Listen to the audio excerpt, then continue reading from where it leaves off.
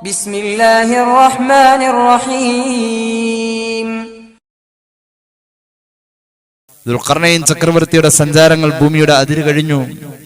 Calf Malayalam എത്തി. Calf മലയെ അല്ലാഹു വെളിവാക്കി കൊടുത്ത് മറമാറ്റിക്കളഞ്ഞു. മഹാനവറുകൾ കാഫ് മലയുടെ വലിപ്പം കണ്ട് ഞെട്ടിപ്പോയെന്ന. കാഫ് മലയുടെ ആ ഉച്ചിയിൽ നിന്നുകൊണ്ട് താഴേക്ക് നോക്കിയപ്പോൾ ചെറിയ ചെറിയ മറ്റു മലകൾ കണ്ടു. മഹാനവറുകൾ കാഫ് മലയോട് ചോദിക്കുന്നുണ്ട്, ഈ വലിപ്പം കണ്ടിട്ട് നീ ആരാണ് പർവ്വതമേ? കാഫ് മല പറയുന്നുണ്ട്, ഞാൻ കാഫ് മലയാണ്. അല്ല, നിന്റെ ചുറ്റും കുറെ ചെറിയ ചെറിയ പർവ്വതങ്ങൾ, മലകൾ, കുന്നുകൾ കാണുന്നുണ്ടല്ലോ. അപ്പോ കാഫ് മല പറയുന്നുണ്ട്, അതെന്റെ ഞരമ്പുകളാണ്, എന്റെ ശാഖകളാണ്. ഓരോ പട്ടണങ്ങളിലേക്ക് എന്ന് പറഞ്ഞ്, ഓരോ നാടുകളിലേക്ക് എന്ന് പറഞ്ഞിട്ടാണ് ഓരോ ചെറിയ ചെറിയ പർവ്വതങ്ങളെയും അള്ളാഹു ഇവിടെ നിശ്ചയിച്ചു വെച്ചിരിക്കുന്നത്. ഒരു നാടിനെ നശിപ്പിക്കണമെങ്കിൽ അള്ളാഹു എനിക്ക് ആ നിർദ്ദേശം തരാം. ഞാൻ എന്റെ പ്രതിനിധിയായ ആ നാട്ടിലെ മലയിൽ, ആ നാട്ടിലെ പർവ്വതത്തിൽ, ആ നാട്ടിലെ കുന്നിൽ എന്റെ നിർദ്ദേശം ഞാൻ അവിടെ എത്തിക്കും. അള്ളാഹു എന്നിൽ നിർദ്ദേശം തരും, ഞാൻ അത് അവിടെ എത്തിക്കും. അങ്ങനെ അവിടെ ഭൂമി കുലുക്കമോ ഉരുൾപൊട്ടലോ പ്രകമ്പനങ്ങളോ ഉണ്ടായി ആ ജനത അവിടെ വെച്ച് നാശം സംഭവിക്കുന്നവരാകും. അങ്ങനെയാണ് ദുൽഖർനൈൻ ചക്രവർത്തി ഈ അറിവ് കേട്ട് അമ്പരന്ന് പോയെന്ന. മഹാനായ ദുൽഖർനൈൻ ചോദിക്കുന്നുണ്ട്, യാ ഖാഫ് അഖ്ബിർനി ബിശൈഇൻ മിൻ അൽമത്തില്ലാഹ്. ഞാൻ ഇവിടെ നിന്ന് തിരിച്ചു പോകുമ്പോൾ എന്റെ ഉള്ളിൽ അല്ലാഹ് നിറയണം. അറിവുകളേറെ സമ്പാദിക്കാനായുള്ള നിരന്തരമായ യാത്ര ഒരു മഹാനായ ചക്രവർത്തി നടത്തിയിട്ട് അവസാനം യാത്രയുടെ മഹാത്ഭുതമായ കാഫ് മലയോട് പറയാ, ഞാൻ ഇവിടെ നിന്ന് ഇറങ്ങിപ്പോകുമ്പോൾ എന്റെ ഖൽബ് നിറയണം, അറിവ് കൊണ്ട് നിറയണം. അള്ളാഹുവിനെ ബോധ്യപ്പെടാൻ എന്തെങ്കിലുമൊക്കെ എനിക്ക് പറഞ്ഞു തരോ? അതാ വിഷയം. യാത്രകളും അറിവ് തേടുന്ന സഞ്ചാരങ്ങളും അറിവിന് വേണ്ടിയിട്ടുള്ളതായ പ്രയത്നങ്ങളൊക്കെ അള്ളാഹുവിനെ ബോധ്യപ്പെടുന്നോട്ട് തവണം. ചക്രവർത്തി ചോദിക്കാണ്, അള്ളാഹുവിനെ ബോധ്യപ്പെടാൻ എനിക്കിവിടെ നിന്ന് എന്തെങ്കിലും ഒന്ന് അറിയണം. ഖാഫ് മല പറഞ്ഞു, ഇന്ന ശഅന റബ്ബിനാ ലഅദീം. അള്ളാഹുവിന്റെ കാര്യം എത്ര ഗൗരവമാ, എത്ര വലിപ്പമാ, എത്ര മഹത്വരമാ. ചക്രവർത്തിയെ അങ്ങയോട് പറയട്ടെ, ഇതുവരെ അങ്ങ് അറിയാത്ത ഒന്ന് പറയട്ടെ. കാഫ് മല എന്ന് പറയുന്ന ഞാനുണ്ടല്ലോ, ഇവിടെ ഇങ്ങനെ നീണ്ടു നിവർന്നു നിൽക്കുമ്പോ എന്റെ പിന്നിലേക്ക് അള്ളാഹു വലിയ ഒരു ഭൂമികയെ സൃഷ്ടിച്ചിട്ടുണ്ട്. ചക്രവർത്തിയെ, എന്റെ പിന്നിലൊരു ഭൂമികയുണ്ട്. 500 വർഷം സഞ്ചരിച്ചാൽ അതിന്റെ അറ്റം പിടിക്കാൻ കഴിയൂല. മസീറത 500 ആമിൻ ഫീ 500 ആം മിൻ ജിബാൽ സൽജിൻ യഹ്തിമു ബഅ്ദുഹാ ബഅ്ദാ. എന്റെ പിന്നിൽ ഒരു ഭൂമികയുണ്ട്. 500 കൊല്ലത്തെ വഴി ദൂരം സഞ്ചരിച്ച് കീഴടക്കാൻ കഴിയാത്ത ഒരു വലിയ ഭൂമിക. ധ്രുവപ്രദേശങ്ങൾ പോലെയാണത്. മഞ്ഞ് മലകൾ കൊണ്ട് നിറഞ്ഞ ഒരു ഭൂമികയാണ്. മഞ്ഞ് മലകളുടെ ഇടയിൽ അള്ളാഹു വിടവ് കൊടുത്തിട്ടില്ല. ഒരു മലയോട് മറ്റൊരു മല ഒട്ടി നിൽക്കുന്ന പോലെയാ. കാഫ് മല പറയാൻ തുടങ്ങാണ്, ഈ മഞ്ഞു മലകളുടെ 500 വർഷത്തെ വഴി ദൂരത്തിൽ അള്ളാഹു വെച്ചിരിക്കുന്ന ഈ ഭൂമികയുണ്ടല്ലോ, ആ ഭൂമിക നരകത്തിന്റെ ചൂടിങ്ങോട്ട് ഭൂമിയിലേക്ക് വരാതെ നിൽക്കുന്ന ഒരു മറയാണ്. ആ ഐസ് മലകൾ 500 കൊല്ലം സഞ്ചരിച്ചാൽ പോലും ആ ഭൂമികയെ കീഴടക്കാൻ സൃഷ്ടിയെ നിനക്ക് കഴിയില്ലെന്ന് അള്ളാഹു പറഞ്ഞിട്ടുള്ള, അള്ളാഹു അറിയിച്ചിട്ടുള്ള ഒരു വലിയ ഭൂമിക കാഫ് മല എന്ന ഭൂമിയുടെ അതിരുകൾക്കപ്പുറത്തുള്ള എന്റെയും അപ്പുറത്ത് അങ്ങനെ ഒരു ഭൂമികയുണ്ട്. അങ്ങോട്ട് ആർക്കും പോകാൻ കഴിയില്ല. നരകത്തിന്റെ ചൂടിനെ ഭൂമിയിലേക്ക് വരാതെ തടഞ്ഞു നിർത്തുന്ന മലകൾ, മഞ്ഞ് മലകൾ അവിടെയുണ്ട്. മഹാനായ ദുൽഖർനൈൻ ഞെട്ടിത്തിരിക്കുകയാണ്. ഇത് പോരാ, എന്റെ റബ്ബിനെ ബോധ്യപ്പെടാൻ എനിക്ക് ഇതിനപ്പുറം വേണമെന്ന് പറഞ്ഞപ്പോ കാഫ് മല പിന്നെ ജിബ്രീലിനെ കുറിച്ച് പറയാൻ തുടങ്ങി. ചക്രവർത്തിയെ, ജിബ്രീൽ എന്ന മലക്കിനെ കുറിച്ച് അറിയുമോ? അള്ളാഹുവിന്റെ മലക്കുകളിലെ മുഖറബല്ലേ. റബ്ബിന്റെ മുന്നിലാ, നേരെ മുന്നിലാ ജിബ്രീൽ അലൈഹിസ്സലാം ഉള്ളത്. അല്ലെങ്കിലോ റബ്ബിന്റെ ഏറ്റവും അടുത്താണ് ജിബ്രീൽ ഉള്ളത് അലൈഹിസ്സലാം. ജിബ്രീൽ അലൈഹിസ്സലാത്തു വസ്സലാമിന്റെ ശരീരം കടന്ന് വിറച്ചുകൊണ്ടിരിക്ക. എന്തുകൊണ്ട്? അള്ളാഹുവിന്റെ മുന്നിലല്ലേ നിൽക്കുന്നത്. റബ്ബിന്റെ മുന്നിൽ നിൽക്കുന്ന ജിബ്രീലിന് ഭയമാണ് ചക്രവർത്തിയെ. ജിബ്രീൽ വിറയ്ക്കുമ്പോഴും ഒന്ന് വിയർക്കുന്നുണ്ട്. ജിബ്രീലിന്റെ വിയർപ്പ് കണങ്ങൾ താഴേക്ക് ഉതിർന്നു വീഴുന്നുണ്ട്. ജിബ്രീൽ അലൈഹിസ്സലാത്തു വസ്സലാമിൽ വരുന്ന ഭാവമാറ്റങ്ങളുണ്ട്. ജിബ്രീലിന്റെ ഓരോ വിറയലിന്റെയും നെടുക്കത്തിന്റെയും കണക്കനുസരിച്ച് അള്ളാഹു ആയിരക്കണക്കിന് മലക്കുകളെ പടച്ചുകൊണ്ടിരിക്കുകയാണ്. ആ മലക്കുകളാവട്ടെ ജിബ്രീൽ എന്ന മഹാനായ മലക്കിന്റെ അണികളായി തുടരുകയാണ്. മഹ്ശറയിലും വരുമ്പോൾ ജിബ്രീലിന്റെ അണികളെ നമുക്ക് കാണാൻ കഴിയും. ചക്രവർത്തിയെ, മഹാന്മാരായ മലക്കുകളുണ്ടല്ലോ, ജിബ്രീലിന്റെ വിറയലിന്റെ കണക്കനുസരിച്ചുകൊണ്ട് കുടുകുടാ വിറയ്ക്കുന്ന ജിബ്രീലിന്റെ വിറയലിന്റെ കണക്കനുസരിച്ചുകൊണ്ട് പടയ്ക്കപ്പെട്ട മലക്കുകൾ അള്ളാഹുവിന്റെ വേണ്ടുക പ്രകാരം അവർ ചൊല്ലിക്കൊണ്ടിരിക്കുന്ന ഒരു ദിക്റുണ്ട്. ഖാലൂ ലാ ഇലാഹ ഇല്ലല്ലാഹ്. അറിവ് തേടി പോകുന്നവൻ ചെന്ന് ചേരുന്നത് ഈ ഒരു വചനത്തിലാണ്, ലാ ഇലാഹ ഇല്ലല്ലാഹ്. അവിടെയാ എത്ര പഠിച്ചാലും അവിടെ എത്തും. പഠനത്തിൽ മോശമെന്ന് തോന്നുന്നോടത്ത് ലാ ഇലാഹ ഇല്ലല്ലാഹ് പരിഹാരമായി വരണം. എന്തുകൊണ്ട്? പഠിച്ചുകൊണ്ട് പഠിച്ചു ഉയർന്ന് എത്തിപ്പെടുന്ന ഉയർച്ച അള്ളാഹുവിന്റെ പ്രിയപ്പെട്ടവനാവുക എന്നതാണ്. എങ്കിൽ അവിടെ അന്ന് ബോധ്യപ്പെടുന്നത് ഈ ലാ ഇലാഹ ഇല്ലല്ലാഹയാണെങ്കിൽ, ആ ലാ ഇലാഹ ഇല്ലല്ലാഹ്ക്ക് വേണ്ടിയുള്ള ജോലിയാണ് എങ്കിൽ ലാ ഇലാഹ ഇല്ലല്ലാഹ് വർദ്ധിപ്പിച്ചോളൂ. കുട്ടികളെ കൊണ്ട് ലാ ഇലാഹ ഇല്ലല്ലാഹ് ചൊല്ലിപ്പിക്കണം. ഹബീബ് പഠിപ്പിച്ച് ഇഫ്തഹു അലാ സിബിയാനിക്കും ലാ ഇലാഹ ഇല്ലല്ലാഹ്.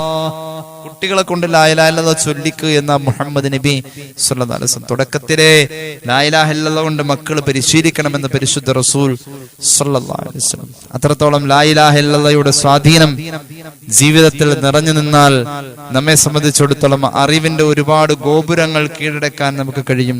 ദുൽഖർനൈൻ ചക്രവർത്തി ആ ഖാഫ് മലയുടെ മുന്നിൽ വെച്ച് ബോധ്യപ്പെട്ടത് ലാ ഇലാഹ ഇല്ലല്ലാഹയാണ്. അല്ലാഹുവിനെ ബോധ്യപ്പെടലായിരുന്നു. യൗമ യഖൂമുർ റൂഹു വൽ മലായികതു സഫ്ഫൻ ലാ യതകല്ലമൂൻ ഇല്ലാ മൻ അദിന ലഹുർ റഹ്മാൻ വഖാല സവാബാ. ഖുർആൻ. മഹാനായ ജിബ്രീൽ അലൈഹിസ്സലാത്തു വസ്സലാമും മഹാനവറുകളുടെ പിന്നാലെ മറ്റു മലക്കുകളും സഫ് കെട്ടി നിൽക്കുന്ന അന്ന് അവര് പറയുന്ന വർത്താനം സവാബ് എന്ന കാര്യമാണ്. സവാബ് എന്ന് പറഞ്ഞാൽ ശരിയെന്നാണ് അതിനർത്ഥം. ഏറ്റവും യാഥാർത്ഥ്യമുള്ള വർത്തമാനം എന്നാണ് സവാബിന്റെ അർത്ഥം. ആ ഏറ്റവും യാഥാർത്ഥ്യമുള്ള അന്ന് മലക്ക് പറയുന്ന വർത്തമാനം ലാ ഇലാഹ ഇല്ലല്ലാഹ് എന്ന് മഹാന്മാരായ മുഫസ്സിറുകൾ രേഖപ്പെടുത്തുന്നതായി കാണാം. അള്ളാഹു നമ്മുടെ അറിവിൽ ബറക്കത്ത് നൽകട്ടെ. അതുകൊണ്ട് അറിവ് ഏത് പ്രായത്തിലും നമുക്ക് വേണം. അറിവില്ലാത്തവരില്ലെങ്കിൽ ഭൂമിയില്ല. അങ്ങനെയാണ്. അറിവില്ലാത്തവരെ കൊണ്ടായി ഭൂമി നിലനിൽക്കുന്നത്. ഇസ്ലാമിന്റെ ചിത്രവും ചരിത്രവും ചലനവും ചൈതന്യവും നിലനിന്നിരുന്ന 16-ാം നൂറ്റാണ്ടിന്റെ മുസ്ലിം സ്പെയിൻ, ആ കാലഘട്ടത്തിൽ മുസ്ലിം സ്പെയിനിന്റെ തലസ്ഥാന നഗരിയായിരുന്ന കോർഡോബ പട്ടണത്തിന്റെ ഹൃദയഭാഗത്തുണ്ടായിരുന്ന ഗ്രാനഡ യൂണിവേഴ്സിറ്റിയുടെ കവാടത്തിൽ എഴുതി വെച്ച ഒരു ആപ്തവാക്യമുണ്ട്. ചരിത്രകാരനായ ഫിലിപ്പ് കെ ഹിറ്റി ഉദ്ധരിക്കുന്നുണ്ട്.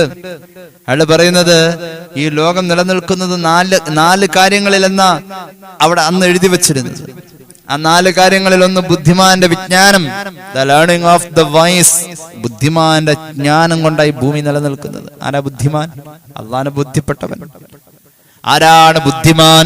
ബുദ്ധി ആർക്കാ ഉള്ളത്? അള്ളാഹുവിനെ ബോധ്യപ്പെട്ടു. എന്റെ വക പറയല്ല. ബിസ്മില്ലാഹിർ റഹ്മാനിർ റഹീം.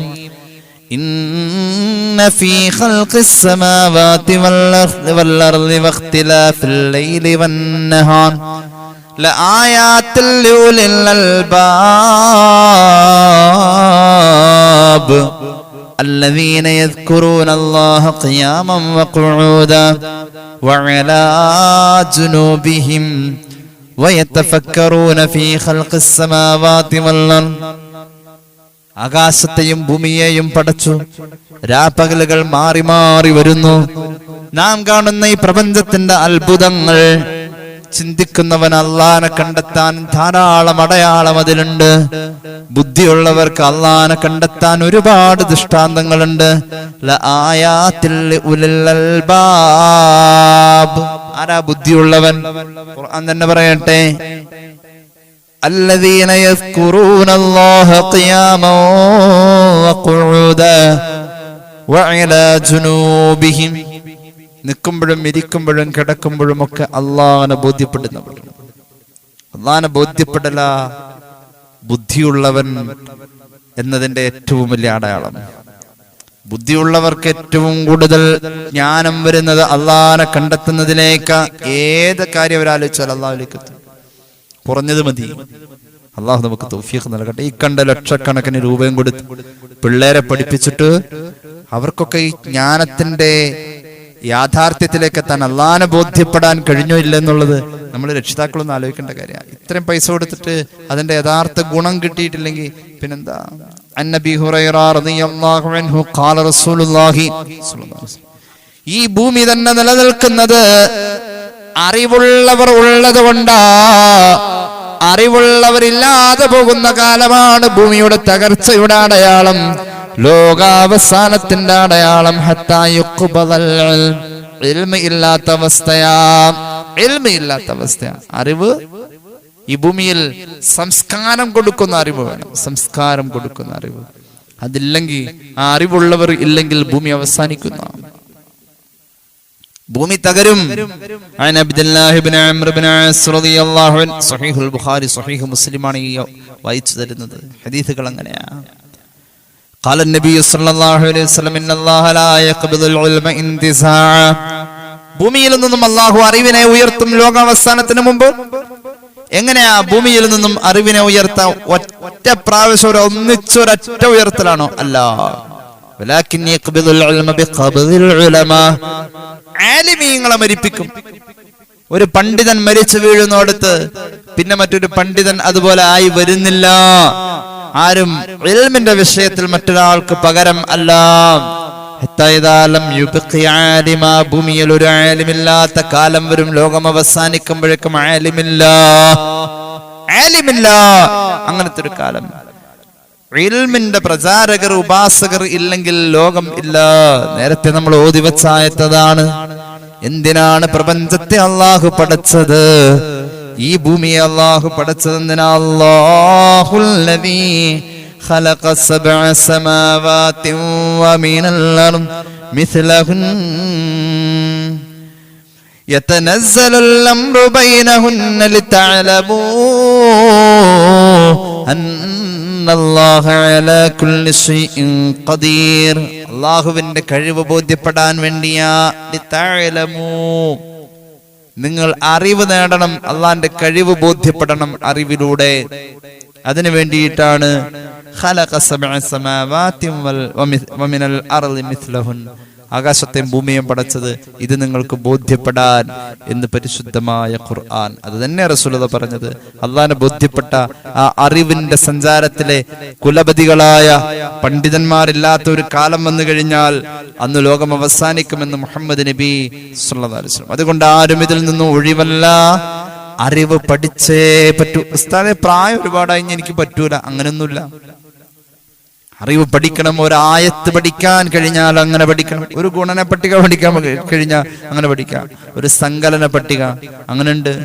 നമുക്ക് പറ്റുന്ന രീതിയിൽ പഠന വിധേയമാക്കാൻ. ഭാഷ പഠിക്കാൻ ഇപ്പോഴുണ്ട് ധാരാളം കോഴ്സുകൾ.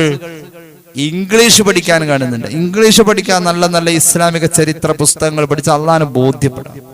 എത്ര കൃതികളാ ഇംഗ്ലീഷ് ഭാഷയിൽ. ഓരോരുത്തർ അവരുടെ ഇസ്ലാമിക ആശ്ലേഷണത്തെ തുടർന്ന് പാശ്ചാത്യ രാജ്യങ്ങളിലുള്ള പലരും അവരുടെ ഇസ്ലാം ബോധ്യപ്പെട്ട, അള്ളാഹനെ ബോധ്യപ്പെട്ട കഥകൾ എഴുതിവിടുന്ന എത്രയെത്ര ലിഖിതങ്ങൾ നമുക്ക് കാണാൻ കഴിയും. ഇംഗ്ലീഷ് ഭാഷയിൽ എത്ര പഠിക്കാനുണ്ട്. അറിവ് പഠിക്കാൻ പ്രായം വെക്കല്ലേ. നിന്റെ ജീവിതാവസാനം വരെ ആ ഒരു ദൗത്യത്തിൽ നീ നിറഞ്ഞു നിൽക്കണമെന്ന് പരിശുദ്ധ റസൂൽ സല്ലല്ലാഹു അലൈഹി വസല്ലം. ഹിജ്റയുടെ 387 വർഷം വഫാത്തായ മഹാനായ ഇബ്നു ബത്തത്തുൽ അക്ബരി അദ്ദേഹത്തിന്റെ അൽ ഇബാനത്തുൽ കുബ്ര എന്ന് പറയുന്ന ഗ്രന്ഥത്തിൽ പറയുന്നുണ്ട്, അൻ അബി ദർദാ റളിയല്ലാഹു അൻഹു ഖാല, ഹബീബിന്റെ പ്രിയപ്പെട്ട സ്വഹാബി പഠിപ്പിക്കുന്നുണ്ട്, കുന്നാലിമ, നബിയിൽ നിന്നും സ്വഹാബി മഹാനവറുകൾ പഠിച്ചു വെച്ചു, അള്ളാന്റെ ഹബീബ് പഠിപ്പിച്ചു, 4-ൽ 1 രംഗത്ത് നീ നിർബന്ധമായും ഉണ്ടാവണം. 4-ൽ 1 രംഗത്ത് നീ നിർബന്ധമായും ഉണ്ടാവണം. ഒന്നാമത്തേത്, നിന്റെ ജീവിതത്തിൽ നീ ആലിമാവണം. ആലിമാവാൻ കഴിയില്ലെങ്കിൽ മുത്തഅല്ലിമ, മരണം വരെ നീ ഇൽമു പഠിക്കുന്നവനാവണം. ആ ഒരു വഴിയിൽ നീ മരിച്ചാൽ ഷഹീദാണ്. മൂന്നാമത് പറഞ്ഞ മുസ്തമിഅ, അല്ലെങ്കിൽ ഇൽമു പറയുന്നത് ശ്രദ്ധയോടുകൂടെ കേട്ടിരിക്കുന്നവനാവണം. മുസ്തമിഅ, ഇൽമിനെ തേടി നടന്ന് കേൾക്കുക.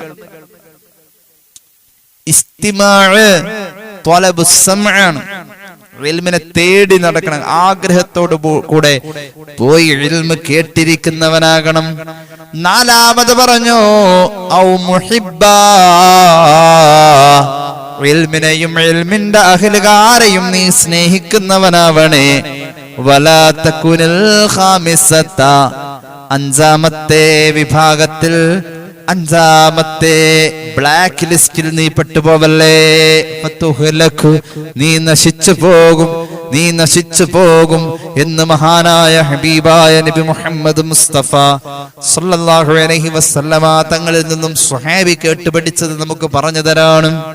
മഹാനായ ഹസൻ ബസ്രി തങ്ങളോട് അഞ്ചാമത്തെ വിഭാഗത്തിൽ പെടല്ലേ എന്ന് പറഞ്ഞ വാക്കിന്റെ വ്യാഖ്യാനം മഹാന്മാരായ മുഹദ്ദിഥീങ്ങൾ ചോദിച്ചിട്ടുണ്ട്. ഹസൻ ബസ്രി തങ്ങൾ പറഞ്ഞത് അഞ്ചാമത്തെ വിഭാഗം എന്ന് പറഞ്ഞാൽ ഇൽമില്ലെങ്കിൽ സംഭവിക്കാം. ഇൽമിന്റെ 4 സെക്ഷനും പറഞ്ഞു, ആലിമ്, മുത്തഅല്ലിമ്, കേട്ടിരിക്കുന്നവൻ, ഇൽമിനെ സ്നേഹിക്കുന്നവൻ. ഇതല്ലാത്ത അഞ്ചാമത്തെ ബ്ലാക്ക് ലിസ്റ്റ് എന്ന് പറഞ്ഞാൽ ബിദ്അത്ത്കാരനായി പോകുന്നു, അങ്ങനെ പറഞ്ഞു.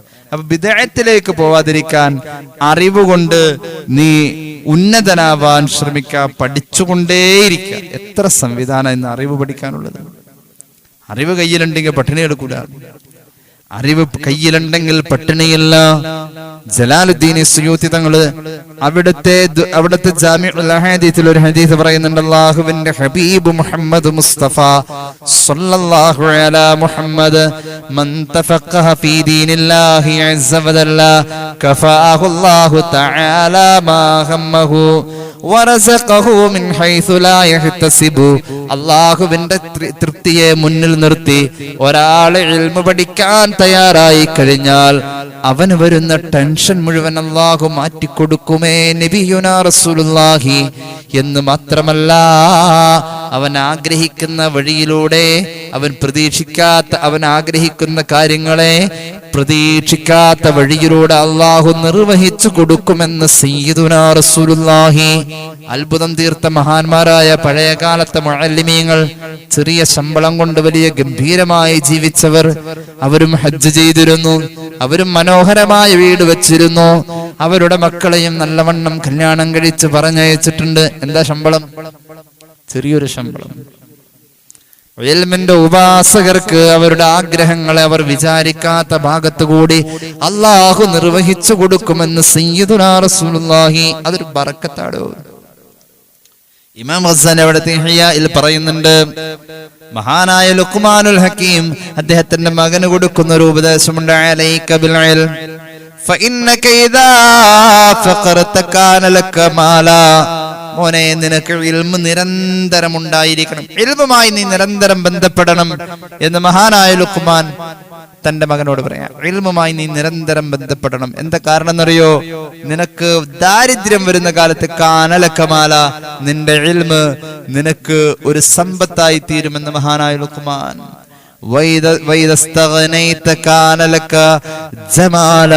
നിനക്ക് പണമുള്ള കാലത്താണ് ഇൽമിയെങ്കിൽ ആ ഇൽമ് നിനക്ക് അലങ്കാരമായി മാറുമേ. നിനക്ക് പണമുള്ള കാലഘട്ടത്തിലാണ് എങ്കിൽ, ഞാനൊരു സംഭവം പറയാം. ഇൽമിന്റെ ഒരു പവർ അറിയണമെങ്കിൽ, ഇൽമ് പണമുള്ള ആൾക്കുണ്ടായ അതൊരു അലങ്കാരം, വലിയ മനോഹാരിതയാണ് ആ ജീവിതത്തിനുള്ളത്. ഒരു സംഭവം കേട്ടോളൂ. മിൻഹാജുൽ മുത്തഅല്ലിമീൻ പോലെയുള്ള കിതാബുകളിലൊക്കെ കാണുന്ന ഒരു സംഭവമാണിത്. ഹബീബായ നബി കരീം സല്ലല്ലാഹു അലൈഹി വസല്ലം തങ്ങൾ ഒരിക്കല് പരിശുദ്ധ മസ്ജിദുൻ നബവിയിൽ നിന്ന് നിസ്കരിച്ചിട്ട് പുറത്തേക്ക് ഇറങ്ങുമ്പോൾ വാതിൽക്കല് പിശാച് കോലം മാറി വന്നിരിക്കുക. പിശാച് ഇബ്ലീസ് കോലം മാറി പള്ളിയുടെ വാതിൽക്കരിക്കുക. അള്ളാന്റെ ഹബീബിനെ കണ്ടപ്പോൾ എഴുന്നേറ്റു, കാര്യങ്ങൾ സംസാരിച്ച് എന്താ ഇവിടെ വന്നിരിക്കുന്നത്? യാ ഇബ്ലീസ് മാ തസ്നഉ ഹൗന, ഇവിടെ എന്താ പണി? ഇബ്ലീസ് പറഞ്ഞു വേറൊന്നുമല്ല നബിയെ, അവിടെ നിസ്കരിക്കുന്ന ആളുടെ പിന്നാലെ ഞാൻ കൂടിയതാ. അയാൾ ആ വഴിയിൽ നിന്ന് പള്ളിയിലേക്ക് നിസ്കരിക്കാൻ വരുന്ന കണ്ടപ്പോ അയാളുടെ പിന്നാലെ ഞാൻ കൂടി. അയാൾ പള്ളി കയറി നിസ്കാരം തുടങ്ങിയപ്പോ ഞാനും പള്ളി കയറിയത് അയാളുടെ നിസ്കാരം ബാത്തിലാക്കാൻ വേണ്ടിയിട്ടാണ് കയറിയത്. അങ്ങനെ ഞാനിവിടെ വന്നപ്പോൾ വലാകിൻ അഖാഫു മിൻ ഹാദർ റജുലിൻ നാഇമി, ഞാൻ പള്ളിയുടെ വാതൊക്കെ കിടന്ന് ഉറങ്ങുന്ന അപ്പുറത്തേക്ക് മാറി കിടക്കുന്ന ആളെ, ഉറങ്ങുന്ന ആളെ ഞാൻ അപ്പോഴാണ് കണ്ടത്. ഞാൻ വന്നത് ആ നിസ്കരിക്കുന്ന ആളുടെ പിന്നാലെയാണ്. മൂപ്പര് പള്ളിയിലേക്ക് പോയപ്പോൾ അയാളുടെ നിസ്കാരം ബാത്തിലാക്കാൻ വേണ്ടി ഞാൻ പിന്നാലെ കൂടി വന്നതാണ്. ഇവിടെ വന്ന് അയാളുടെ നിസ്കാരം ബാത്തിലാക്കാലോ എന്നോർത്ത് ഞാൻ ഇവിടെ നോക്കിയപ്പോണ്ട് ഇവിടെ ഇയാൾ കിടന്ന് ഉറങ്ങാം. ആ ഉറങ്ങുന്നവന്റെ അടുത്ത് വന്ന് ഞാൻ കൂട്ടിരിക്കാം. അപ്പോൾ റസൂലുള്ളാഹി ചോദിച്ചു സല്ലല്ലാഹു അലൈഹി വസല്ലം ലിമൻ ലം തഖഫ് മിനൽ മുസല്ലി, എന്താ നിസ്കരിക്കുന്നവന്റെ നിസ്കാരം ബാത്തിലാക്കാൻ നീ എന്താ പോവാത്തത്? നിനക്ക് നിസ്കാരക്കാരനെ പേടിയല്ലേ? എന്താ ഈ ഉറങ്ങുന്നവന്റെ കാര്യത്തിൽ? നിസ്കാരക്കാരൻ ഒരു ഇബാദത്തിലല്ലേ? വൽ മുനാജാത്തി മഅ റബ്ബി, അല്ലാഹുവുമായുള്ള മുനാജാത്ത് നടത്തിക്കൊണ്ടിരിക്കല്ലേ? അപ്പൊ നീ യഥാർത്ഥത്തിൽ അടങ്ങാറാക്കേണ്ടത് ആ നിസ്കാരക്കാരനല്ലേ? നീ എന്തുകൊണ്ട് അങ്ങോട്ട് പോവാതെ ഇവിടെ കിടന്നുറങ്ങുന്ന ആളെ നീ സംരക്ഷിച്ച് അയാളുടെ ഉറക്കത്തിന് ഭംഗം വരാതെ അയാൾ പരമാവധി ഉറങ്ങട്ടെ എന്നോർത്ത് നീ കാവലിരിക്കുന്നത്? ഉറങ്ങുന്നവൻ എന്തിനാടാ ഇബ്ലീസ് നീ കാവലിരിക്കുന്നത്? അയാൾ ഏതായാലും ഒരു ഗഫലത്തിലാണ് കിടക്കുന്നത്. അയാളൊരു ഗഫലത്തിലാണ്, അശ്രദ്ധമായ അവസ്ഥയിലാണ് അയാൾ കിടക്കുന്നത്. മറ്റാൾ അല്ലാഹുവുമായി മുനാജാത്താണ്. ഇബ്ലീസ് പറഞ്ഞു നബിയെ, അൽ മുസല്ലി ജാഹിൽ വഇഫ്സാദുഹു അസ്ഹൽ, ആ നിസ്കരിക്കുന്നവൻ ഒരു വിവരമില്ലാത്തവനാ, ഇൽമില്ലാത്തവനാ. അവന്റെ നിസ്കാരം ഇപ്പൊ എനിക്ക് അസറിന് പറ്റിയില്ലെങ്കിൽ മഗ്രിബിന് അത് ഫസാദാക്കാൻ എനിക്ക് പറ്റും. അത് എപ്പോ വേണേലും നടക്കും. പക്ഷേ ഈ ഉറങ്ങുന്നവൻ ആലിമാണ്. ഉറങ്ങുന്നവനെങ്ങാൻ ഉണർന്നാൽ ഫൈദാ അഗ്വൈതുൽ മുസല്ലിയ വഅഫ്സതു സ്വലാത ഖാഫു മിൻ യഖദതി വഇസ്ലാഹിഹി അജ്ല, ഞാൻ ഈ നിസ്കാരക്കാരനെ നിസ്കാരം തെറ്റിച്ച് ഫസാദാക്കിയിട്ട് ഞാൻ അങ്ങോട്ട് തിരിയുമ്പോഴേക്ക് ആ ഉറങ്ങിക്കിടക്കണ ആളെങ്ങാനും എണീറ്റാൽ ഞാൻ ഫസാദാക്കിയത് തിരുത്തി ബോധ്യപ്പെടുത്തി നിസ്കാരം ബാത്തിലായി എന്ന് പറഞ്ഞ് രണ്ടാമത് നിസ്കരിപ്പിക്കാൻ ഈ കിടന്നുറങ്ങുന്ന ആലിമിനെ കൊണ്ട് പറ്റും. അതുകൊണ്ട് ഞാൻ അവിടെ പോയി നിസ്കരിക്കുന്നവന്റെ അടുത്ത് പോയി അവന്റെ നിസ്കാരം ബാത്തിലാക്ക എന്ന് പറയുന്നത് ഒരു പാഴ്പണിയായി പോകും. അതുകൊണ്ട് ഈ ഉറങ്ങുന്നവൻ ഉണരാതിരുന്നാൽ ഏതായാലും ആ വിവരമില്ലാത്തവന്റെ നിസ്കാരം വിവരമില്ലാത്ത കോലത്തിലായതുകൊണ്ട് എന്തായാലും അത് ബാത്തിലായിക്കോളും. അപ്പൊ ഇവൻ ഉണരാതിരുന്ന അത് നന്നാക്കി കൊടുക്കണ പരിപാടി, അയാളുടെ നിസ്കാരം ബാത്തിലായത് ഇന്ന കാരണം കൊണ്ടാണെന്ന് പറഞ്ഞ് നന്നാക്കി കൊടുക്കണ പരിപാടി നടക്കാതിരുന്നാൽ കാലാകാലം അയാളുടെ നിസ്കാരം ആ ബാത്തിലാകുന്ന കോലത്തിൽ തന്നെ നിർവഹണം നടന്നോളും. ഇയാൾ ഉണർന്നാൽ ആ നിസ്കാരം അവിടെ നന്നാവും. അതുകൊണ്ട് ഇയാൾ ഉണരാൻ പാടില്ല. ഒരുപാട് ആളുകളുടെ നിസ്കാരം നന്നാക്കി കൊടുത്ത ആളാ ഈ കിടന്നുറങ്ങുന്നത്. ഹബീബായ നബി തങ്ങൾ അപ്പോഴാ പറഞ്ഞത്, നൗമുൽ ആലിമി ഖൈറു മിൻ ഇബാദത്തിൽ ജാഹിൽ, ഒരു ജാഹിൽ ഇബാദത്ത് ചെയ്യുന്നതിനേക്കാളും ഖൈർ ആലിമിന്റെ ഉറക്കത്തിന്. ആലിം ഉറങ്ങുന്നതിനെ ഇബ്ലീസ് ഭയക്കുന്നു.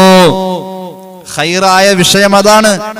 ഇബ്ലീസ് ഭയക്കുന്നത് ആലിമിന്റെ ഉറക്കം ഉണരുമോ എന്ന ഭയമാണ്. എന്നാൽ നിസ്കരിക്കുന്നവന്റെ ഇബാദത്ത് ഇബ്ലീസിന് ഭയമില്ലാത്തതാ. നിസ്കരിക്കുന്നവൻ വിവരമില്ലാത്തവനാണ്. ആ നിസ്കരിക്കുന്നവൻ അള്ളാഹുവിന്റെ ഹബീബ് സല്ലല്ലാഹു അലൈഹി വസല്ലം തങ്ങൾ അത്രയും മഹത്വമാണ് ഇൽമിന്റെ മേഖലക്ക് കൽപ്പിച്ചിട്ടുള്ളത്. ഒരു ഹദീസ് കേട്ടോളൂ. അഹ്മദ് സമർഖന്ദി പറയുന്ന അന്നദറു ഫീ വജ്ഹിൽ ആലിമി ഇബാദ. കേട്ടോളൂ, ഒരു ഉഖ്റവിയായ ആലിമിന്റെ മുഖത്ത് നോക്കൽ ഇബാദത്താണ്. ഫന്നദറു ഫിൽ കഅബ ഇബാദ, കഅബയിലേക്ക് നോക്കി നിൽക്കൽ ഇബാദത്താണ്. വന്നദറു ഫിൽ മുസ്ഹഫി ഇബാദ, ഖുർആനിൽ നോക്കിയിരിക്കൽ ഇബാദത്താ.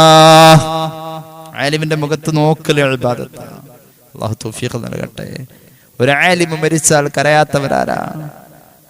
ഒരു ആലിമ് മരിച്ചാൽ കരയാതിരിക്കുക? ടിപ്പു സുൽത്താന്റെ മരണം നടന്ന സംഭവത്തെ കുറിച്ച് ചരിത്രം പറയുന്നുണ്ടെന്ന്. വെയിൽ മങ്ങിപ്പോയി, ഭൂമി പോലും ഘനീഭവിച്ചു, മഴകൾ പെയ്തുപോയി, ഭൂമി പോലും കരഞ്ഞു എന്ന് ആരൊക്കെയോ പറഞ്ഞ പോലെ അത്രത്തോളമായിരുന്നു മഹാനായ ശഹീദെ മില്ലത്തിന്റെ വഫാത്ത്. മുഅല്ലിമുൽ ഖൈരി ഇദാ മാത ബക്കാ അലൈഹി തയ്റുസ് സമാഇ വദവാബുൽ അർദി വഹീതാനുൽ ബുഹൂർ. പരിശുദ്ധ റസൂൽ ജനങ്ങൾക്ക് നല്ലത് പഠിപ്പിച്ചു കൊടുക്കുന്ന ഒരു ആലിമുണ്ടല്ലോ, അയാൾ മരണപ്പെട്ടു കഴിഞ്ഞാൽ അയാളുടെ വേർപാടിൽ ഈ ഭൂമിയിലുള്ളതായ പറന്നു നടക്കുന്ന എല്ലാ പക്ഷിപ്പറവകളും കരഞ്ഞു പോകുമേ. ഇഴഞ്ഞു നടക്കുന്ന സർവ്വജീവജാലങ്ങളും ഭൂമിയിലെ എല്ലാ പക്ഷി മൃഗങ്ങളൊക്കെ കരഞ്ഞു പോകുമേ.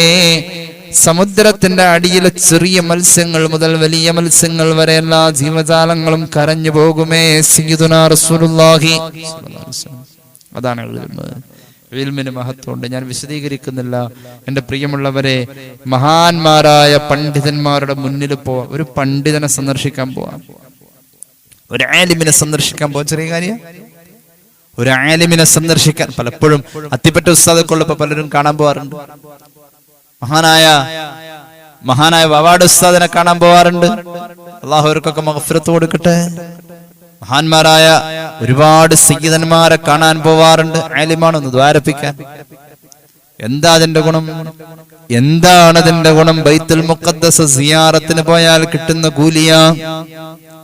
ബൈത്തുൽ മുഖദ്ദസ് സിയാറത്ത് ചെയ്യാൻ പോകുമ്പോ കിട്ടുന്ന കൂലി എന്താണോ അതാണ് ഒരു ഉഖറവിയായ ആലിമിനെ കാണാൻ പോയാ. അപ്പൊ എന്താ ബൈത്തുൽ മുഖദ്ദസ് സിയാറത്ത് ചെയ്താൽ കിട്ടുന്ന കൂലി? ബൈത്തുൽ മുഖദ്ദസ് നല്ലോണം സിയാറത്തിനാണ് ഒരാൾ പോയിട്ടുള്ളത് എങ്കിൽ അവന് നരകം ഹറാമാ. അവന് 1000 ഷഹീദിന്റെ പദവിയാ. സയ്യിദുനാ റസൂലുള്ളാഹി ഒരു ഉഖറവിയായ ആലിമിനെ കാണാൻ പോയാലും ബൈത്തുൽ മുഖദ്ദസ് സിയാറത്ത് ചെയ്താൽ കിട്ടുന്ന അതേ കൂലി കിട്ടുമെന്ന് മഹാനായ ഹബീബായ മുഹമ്മദ് മുസ്തഫ സല്ലല്ലാഹു അലൈഹി വസല്ലം. എവിടെയും അവർക്ക് അംഗീകാരം.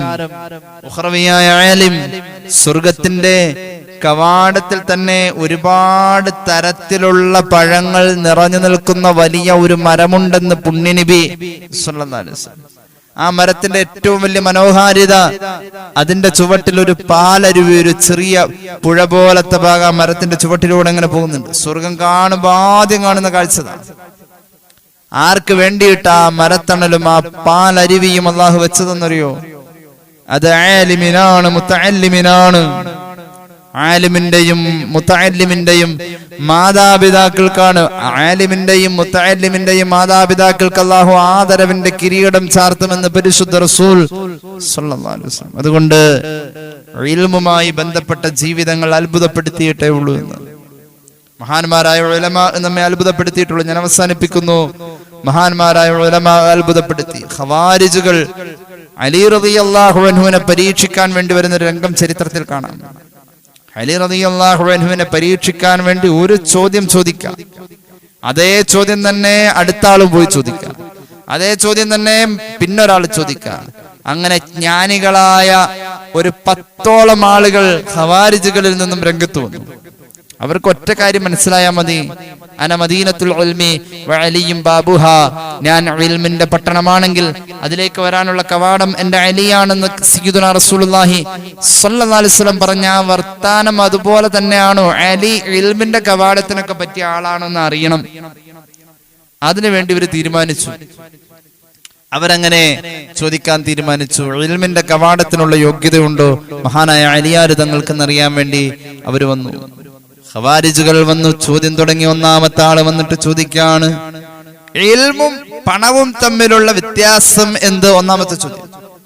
ഒന്നാമത്തെ ആള് വന്നു, ഒന്നാമത്തെ ചോദ്യം, ഇൽമും ധനവും തമ്മിലുള്ള വ്യത്യാസം. അലിയാർ തങ്ങൾ പറഞ്ഞു, ഇൽമിന്റെ അനന്തരാവകാശികൾ, ഇൽമിന്റെ അനന്തരാവകാശികൾ അമ്പിയാക്കൾ, അമ്പിയാക്കൾ, അമ്പിയാക്കൾ അവരാണ് അനന്തരം കൊടുത്തിട്ടുള്ളത്. ധനത്തിന്റെ അനന്തരാവകാശികൾ ഖാറൂൻ മുതലാളിയും ഫിർഔൻ മുതലാളിയുമാം. വന്ന ആൾക്ക് സന്തോഷായി. ഇൽമും ധനവും തമ്മിലുള്ള മാറ്റം ബോധ്യ. അയാൾ പോയി. രണ്ടാമത്തെ ആള് വന്നു, എന്നിട്ട് ചോദിച്ചു, ഇൽമും ധനവും തമ്മിലുള്ള വ്യത്യാസം എന്താ? അലി റളിയല്ലാഹു അൻഹു രണ്ടാമത്തെ ആൾക്ക് കൊടുത്ത മറുപടി ആദ്യത്തെ ആൾക്ക് കൊടുത്ത പോലത്തെ അല്ല. ഇൽമ് നിന്നെ സംരക്ഷിക്കും, ഇൽമ് നിന്നെ സൂക്ഷിക്കും, മുതലിനെ നീ സൂക്ഷിക്കണം. അതാണ് അതിന്റെ പ്രത്യേകത. അയാൾക്കും സന്തോഷായി. മൂന്നാമത്തെ ആള് വന്നിട്ട് ചോദിച്ചു, ഇൽമും ധനവും തമ്മിലുള്ള വ്യത്യാസം. ഇൽമ് കൂടുതലുള്ള മുതലാളി ആലിമല്ലേ? ആലിമായ ആള്, ഇൽമു കയ്യിലുള്ളവൻ ആലിമല്ലേ? അയാൾക്ക് മിത്രങ്ങൾ ഒരുപാടുണ്ടാകും. അങ്ങനെയുണ്ട്. ഒരു മുസ്ലിയാർക്ക് ധാരാളം കൂട്ടുകാരന്മാരുണ്ടാവും. എന്നാൽ മുതലാളിക്ക് ശത്രുക്കളാ കൂടുതൽ. അസൂയാലുക്കളും ശത്രുക്കളായിരുന്നു മുതലാളിക്ക് കൂടുതൽ. അയാൾക്കും തൃപ്തിയായി. നാലാമത്തെ ആള് വന്ന് ചോദിച്ചു, ഇൽമും ധനവും തമ്മിലുള്ള വ്യത്യാസം. ഇൽമ ചെലവാക്കുമ്പോൾ അത് കൂടുതൽ ഉണ്ടായി വരും, ധനം ചെലവാക്കുമ്പോൾ അത് തീർന്നു പോകുന്നു. അയാൾക്കും സന്തോഷമായി. അഞ്ചാമത്തെ ആള് വന്ന് ചോദിച്ചു, ഇൽമും ധനവും തമ്മിലുള്ള വ്യത്യാസം. പറഞ്ഞു, പണക്കാരൻ പിശുക്കനാണെന്ന് പറയും, ആലിമിനെ കുറിച്ച് പറയാ അള്ളാഹനെ പേടിയുള്ളവനെന്നാ പറയാ. അയാൾക്കും സന്തോഷമായി. അടുത്ത ആള് വന്ന് ചോദ്യം അത് തന്നെ. അലിയാര് തങ്ങളുടെ മറുപടി, ഇൽമ കള്ളൻ കൊണ്ടുപോകൂല, എന്നാൽ ധനം കള്ളൻ കൊണ്ടുപോകും. അയാളും മടങ്ങിപ്പോയി. ഏഴാമത്തെ ആള് വന്നു, ഇൽമും ധനവും തമ്മിലുള്ള വ്യത്യാസമെന്ത്? അലിയാര് തങ്ങളുടെ മറുപടി, ഇൽമുള്ളവന് ശഫാഅത്ത് ചെയ്യാൻ കഴിയും മഹ്ശറയിൽ, ആലിമ് ശഫാഅത്ത് ചെയ്യും. എന്നാൽ ധനമുള്ളവന് കടുത്ത ഹിസാബായിരിക്കുമെന്ന് സയ്യിദുനാ അലി. ഇൽമുള്ളവൻ ശഫാഅത്ത് ചെയ്യുമ്പോൾ ധനമുള്ളവൻ കടുത്ത ഹിസാബിലായിരിക്കും. അല്ലാഹുവിന്റെ ഹബീബ് പറഞ്ഞല്ലോ, യസ്ഫഉ യൗമൽ ഖിയാമത്തി സലാസ, 3 വിഭാഗം ആളുകൾ ഖിയാമത്ത് നാളിൽ ശുപാർശകൾ ചെയ്യുന്നവരാണ്. അതിന് കഴിയുമവർക്ക് 1 അംബിയാക്കൾ, 2 ആലിമീങ്ങൾ, 3 ശുഹദാക്കൾ. ഇബ്നു മാജ അവിടുത്തെ സുനനിൽ ഈ ഹദീസ് പറയുന്നുണ്ട്. ആലോചിച്ച് നോക്കണം. ഖവാരിജുകളിൽപ്പെട്ട 8ാമത്തെ ആള് വന്നു. 8ാമത്തെ ആള് ചോദിച്ചു, ഇൽമും ധനവും തമ്മിലുള്ള വ്യത്യാസം. പറഞ്ഞു, 8ാമത്തെ ആളോട് പറഞ്ഞു, ധനം പഴുകിയാൽ അത് നശിച്ചു പോകും, എന്നാൽ ഇൽമു പഴുകിയാൽ പഴയ ഇൽമ് അതിന് മാറ്റുകൂടും. 9ാമത് ആള് വന്നു. ചോദ്യം അത് തന്നെ. മറുപടി കേട്ടോളൂ. 9ാമത്തെ മറുപടി, ഇൽമു കയ്യിലുണ്ടെങ്കിൽ ഖൽബിൽ ഒരു വെളിച്ചമാണ്. പണം കയ്യിൽ കൂടിയാൽ ഖൽബിന്റെ അകത്തേക്ക് ഒരു കടുപ്പം വന്നുകൂടുമേ. അല്ലാഹു കാക്കട്ടെ. പണം കയ്യിൽ കൂടിയാൽ ഖൽബിൽ കടുപ്പം കൂടും. 10ാമത്തെ ആള് വന്നു. ചോദ്യം ഒന്ന് തന്നെ. ഉത്തരം കേട്ടോളൂ. താൻ റബ്ബാണെന്ന് പണമുള്ളവൻ വാദിച്ചേക്കാം. ഫറോവ വാദിച്ചിട്ടുണ്ട്, താൻ റബ്ബാണെന്ന് വാദിച്ചു. പണം കൂടുമ്പോ താൻ വലിയൊരു റബ്ബാണെന്ന് വാദിച്ചു. എന്നാൽ പണം അല്ല, ഇൽമ് കയ്യിലുള്ളവൻ വാദിക്കും അവന്റെ റബ്ബ് അള്ളയാണ്, അവൻ അടിമയാണെന്ന് വാദിക്കും. ഇത് കേട്ടപ്പോൾ ഖവാരിജുകൾ തീരുമാനിച്ചു, 10 ആള് പോയി ഒറ്റ ചോദ്യം, 10 ആൾക്ക് കിട്ടിയത് 10 മറുപടി. അലി ഇൽമിന്റെ ബാബ് തന്നെയാ, ഇൽമിന്റെ കവാടം തന്നെയാ എന്ന് സയ്യിദുനാ റസൂലുള്ളാഹി സ്വല്ലല്ലാഹു അലൈഹി വസല്ലം പറഞ്ഞത് വെറുതെ അല്ല. അപ്പൊ ഇത് സംബന്ധമായി ധാരാളം കാര്യങ്ങൾ ഇനിയും പറയാനുണ്ട്. അള്ളാഹു നമുക്ക് തൗഫീഖ് നൽകട്ടെ. അറിവ് സമ്പാദിക്കുന്ന രീതികൾ ഏത് പ്രായത്തിലും, ഏത് കലാലയത്തിലും, ഏത് ഭാഷയിലും, ഏത് സബ്ജക്റ്റിലും അള്ളാന്റെ പൊരുത്തനിക്ക് കിട്ടണം. അറിവ് തേടൽ വലിയ അമലാണല്ലോ. അതുകൊണ്ട് ഞാൻ ഈ എടുക്കുന്ന അമല് എനിക്ക് പ്രയോജനമുള്ളതാവണം എന്ന ഒരു ചിന്ത കൊണ്ട് നമ്മൾ നമ്മെ സംസ്കരിച്ചു കഴിഞ്ഞാൽ അറിവിന്റെ വാതായനങ്ങൾ നമ്മുടെ ഖൽബിൽ ഈമാന്റെ വെളിച്ചത്തിലേക്കാ തുറക്കുക. അള്ളാഹു നമുക്ക് തൗഫീഖ് നൽകട്ടെ. അൽഹംദുലില്ലാഹി റബ്ബിൽ ആലമീൻ. അല്ലാഹുമ്മ സ്വല്ലി അലാ സയ്യിദിനാ മുഹമ്മദിൻ വഅലാ ആലി സയ്യിദിനാ വമൗലാനാ മുഹമ്മദ്. അല്ലാഹുവേ, നീ സ്വീകരിക്കണേ തമ്പുരാനെ, പാപങ്ങൾ പൊറുക്കണേ അല്ലാ, രോഗങ്ങൾ ശിഫയാക്ക് അല്ലാ. ഒരുപാട് പേര് ദുആ വസിയത്ത് ഏൽപ്പിച്ചു. പല എക്സാമുകളും അഭിമുഖീകരിക്കുന്ന പലർക്കും വേണ്ടി എളുപ്പമാക്കണേ അല്ലാ. മാരക രോഗങ്ങളിൽ നിന്ന് കാക്കണേ അല്ലാ. അപകടങ്ങളിൽ നിന്ന് കാക്കണേ അല്ലാ. അപകട മരണങ്ങളിൽ നിന്ന് കാക്കണേ അല്ലാ. ഞങ്ങളുടെ മക്കളുടെ പഠനത്തിൽ, ജോലിയിൽ നീ ബറക്കത്ത് കൊടുക്കണേ അല്ലാ. സ്ഥാപനങ്ങൾ നഷ്ടത്തിലാ, കച്ചവടം കുറവാ, പലരും ദുആറക്കാൻ പറഞ്ഞു. റാഹത്തിലാക്കി കൊടുക്കണേ അല്ലാ. അല്ലാഹുവേ, ഹജ്ജ് ഉംറ സിയാറക്ക് വേണ്ടി ശ്രമിക്കുന്നവരുണ്ട്, നീ എളുപ്പത്തിലാക്കുക അല്ലാ.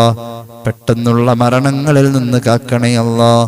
അല്ലാഹുവേ റബ്ബേ, അവിചാരിത നേരത്ത് സംഭവിക്കുന്ന രോഗങ്ങള്, താങ്ങാൻ പറ്റാത്ത ദുരന്തങ്ങൾ, ദുരിതങ്ങൾ നീ കാക്കണേ അല്ലാ. റബ്ബേ, ഞങ്ങൾ ഇന്ന് മരിച്ചുപോയവർ എല്ലാവരുടെയും ഖബർ നീ വിശാലമാക്കണേ അല്ലാ. ആഖിബത്ത് നന്നാക്കണേ അല്ലാ. വിവാഹപ്രായമായവർക്ക് അനുയോജ്യമായ ബന്ധങ്ങളെ ചേർക്കണേ അല്ലാ. അല്ലാഹുവേ, വീടില്ലാത്തവർക്ക് വീട് നൽകുക അല്ലാ. അല്ലാഹുവേ, ഞങ്ങളുടെ കൂട്ടത്തിൽ പലരും പല ആവശ്യങ്ങളുമായി നിരന്തരം ഓഫീസുകൾ കയറി ഇറങ്ങുന്നവരുണ്ട്. അള്ളാഹുവെ പേപ്പർ വർക്കുകൾ മറ്റും കാര്യങ്ങൾക്കുമൊക്കെയായി അള്ളാഹുവെ നീ എളുപ്പത്തിലാക്കണേ അല്ലാ, എളുപ്പത്തിലാക്കണേ അല്ലാ. റബ്ബേ ഞങ്ങളുടെ അമലുകൾ കൊണ്ട് ഞങ്ങൾക്ക് ആസ്വാദനം നൽകണേ അല്ലാ, ഖൽബ് നന്നാക്കി തരണേ അല്ലാ.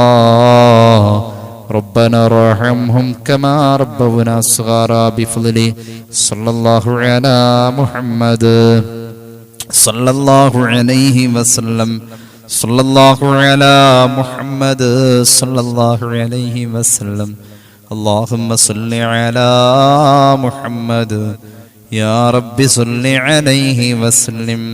السلام عليكم ورحمة الله وبركاته.